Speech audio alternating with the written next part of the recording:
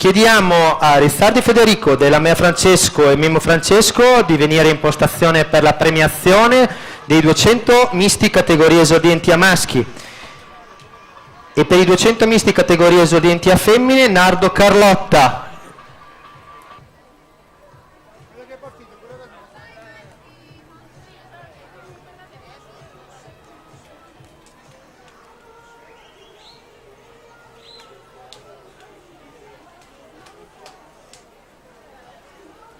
Per la serie numero 5 dei 200 misti assoluti femmine agonisti, alla corsia 1 Marchesina Andrea Nottoli Nuoto 74,